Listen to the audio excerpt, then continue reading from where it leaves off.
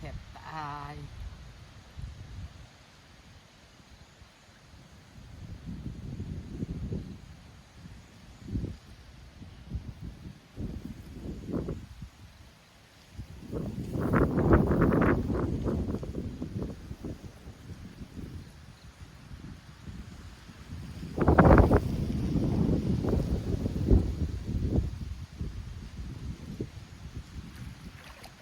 เห็ดเองเลยจ้า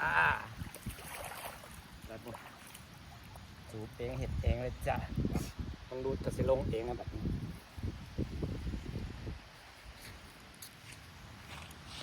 ผมมีไผ่เห็ดไห่เห็ดเองเลยจ้าสอยังหมวยไผ่เห็ดไห่เห็ดเองเลยเอาไว้บอดนี่แรงดันหน้ามันบ่ได้นั่งคิดว่านางเลยง่ายมาพี่เลยค่ะง่ายมาพี่เลยค่ะดูดจุดๆเลยค่ะบกให้มันลูบไปมือนี้เห็ดเองเลยสอยังน้ำสัตว์จกโจกเอาไว้อยู่ว่างแต่นะเมื่อว่าดิดูดทะเลเถือกกระลุดดูดทะเลเถือกกระลุดว่ายังหาปั๊มมาได้เครื่องเฮือบ่ปีซากัดตายจะไปยืมปั๊มอ้ายสิไปยืมปั๊มอ้ายน้ำนะสัตว์จกโจกเดี๋ยวจะลงไปแปลงน้ำบ่มันหัวก่อนนั่งหยัดคาร์บอนเนตมาจัง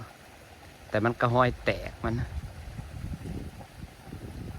ลายจกโจกง่ายมาเองพร้อมนะคะง่ายเองเห็ดเอง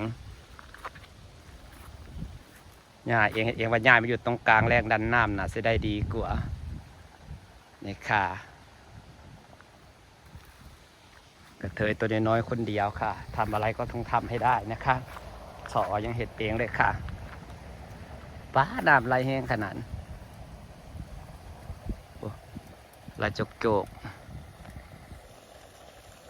ไหลแห้งขนาดถ้าเบิ่งมันสิรุดอีกว่าภาวนาอย่าให้มันรุดเมื่อวานนี่ก็รุดบดมือไม่แต่เห็ดมือนี่สิรุดบอกก็เลยง่ายบอนซะ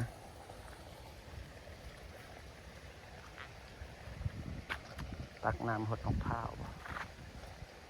หน่อยน้ำเบิดสิบ่มีน้ำพดมะพร้าว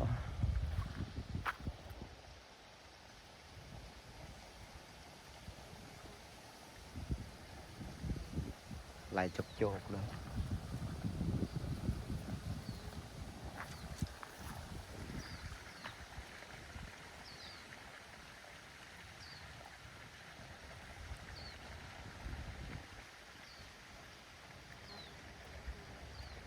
แรงดันน้ำบ่ได้นางว่านางเลยง่ายมาอยู่ตรงกลางซะ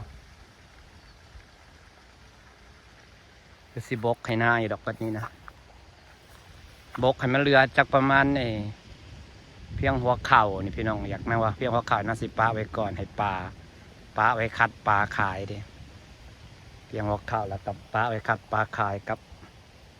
ข้าเจ้าว่าตักโคนพอลงไปลุยจริงๆกัน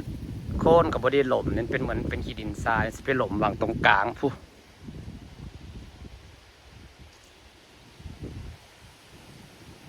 หนาวได้พี่น้องลุยน้ำเปียกบดหัวก็ได้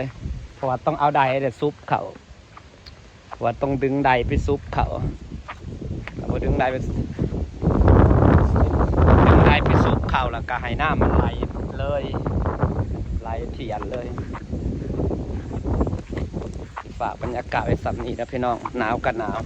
ขอบคุณทุกคนที่ยังติดตามค่ะสบายดีจ้า